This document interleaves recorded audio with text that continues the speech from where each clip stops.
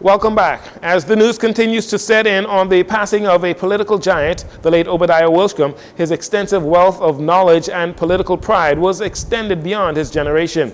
Deputy President of the Senate, that's Barry Griffin, reflects on his fondness of Mr. Wilshcombe, particularly his ability to capture his audience with his speaking abilities. Obie Wilshcombe was a once-in-a-lifetime type of politician, a Pinling PLP, a man who was synonymous with the Progressive Liberal Party and politics in the Bahamas. My fondest memories of Mr. Wilshcombe will be his oratory skills. When he got up on stage or a podium, he commanded attention, and the way he recalled Bahamian history in such vivid colors, it brought you to the very moment he was speaking about. I don't think we have another politician today who can recall and recount history the way Mr. Wilshcombe did. My heart goes out to his family. My heart goes out to the people of West End and Grand Bahama and to the nation at large. We truly lost a giant of a man. Senator Darren Pickstock also sharing his sentiments of Mr. Wilshcombe, remembering him as a great supporter and a champion of Bahamian history. I could remember, when I was the chairman of PLP Young Liberals in 1999, Minister Wilshcombe just was a great supporter. He supported me through and through. He taught me a lot of things about the party history that I was too young to know at that time.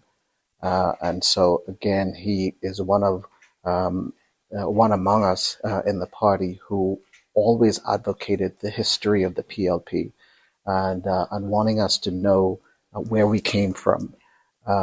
Even in parliamentary meetings with Minister Wilshcombe, again, one that just advanced the party's history. Chairman of the Bahamas Development Bank and co-chair of the Progressive Liberal Party's convention, Senator Quentin Lightborne, says Mr. Wilshcombe was a great role model for the next generation of politicians. Well, definitely my reaction was utter shock and disbelief. Knowing Minister Wilshcombe for quite some time, he's a phenomenal man and dynamic statesman, and someone that, I looked up to in the political sphere. Someone that was also, like myself, a young senator, progressed through the party, has left his mark on the people of West End and Bimini, and someone that I think, his legacy is secured in terms of everything that he's done. I think that he has made an indelible mark in our country, and I think definitely as members of the Progressive Liberal Party, it's our duty to ensure that it's never forgotten and highlight the accomplishments of the statesman and someone that has contributed so much to our country in various ways. Minister Wilshcombe passed away at the age of 64. Veteran journalist, cabinet minister, and member of parliament, the late Obie Wilshcombe, his life, work, and legacy speaks for itself as institutions which the late minister worked hand in hand and collaborated with, namely in journalism and in tourism, give their condolences and shared memories of Mr. Wilshcombe. The Bahamas Press Club, in a statement, says it is deeply saddened by his passing, with Press Club President Anthony Capron remembering Mr. Wilshcombe's infamous 4-day stint in Fox Hill Prison for contempt when he did not reveal the source of one of his stories, a historic moment and an historic first for the Fourth Estate here in the Bahamas. The Minister of Tourism, Investments and Aviation, Deputy Prime Minister Chester Cooper, in a tribute to the former Minister of Tourism, also expressing sadness while remembering a warm, affable personality. In the latest chapter of his political career, Minister Wilshcombe was given the ministerial charge of social services, and it was a role where his leadership and capabilities were also evident, as Women United President Podesta Moore described Minister Wilshcombe as doing an amazing job. The advocates for the rights of women and girls in a statement offered their condolences while expressing their sadness on the passing of Minister Wilshcombe.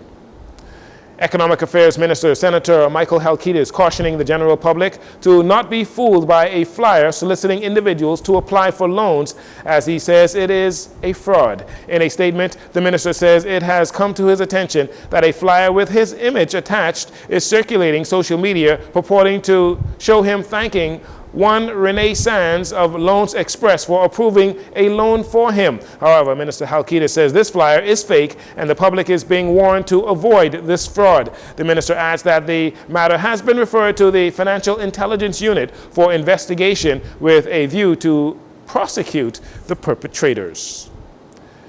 As the government moves ahead with its strategy to bring relief to the people of Grand Bahama, Keith Bell, who recently took on the portfolio as the new Minister of Housing and Urban Renewal, traveled to Grand Bahama last week to meet with the Minister for Grand Bahama, Ginger Moxie, and relevant stakeholders. Top of the agenda was the poor state of the housing complex situated in the Garden Villas area, a stone's throw away from downtown Freeport shopping district. The goal is to revitalize that area. Cognizant of the work ahead and the relief it would bring to the area residents, Minister Moxie was elated to collaborate with the Ministry of Housing and Urban Renewal and private stakeholders to get the project started.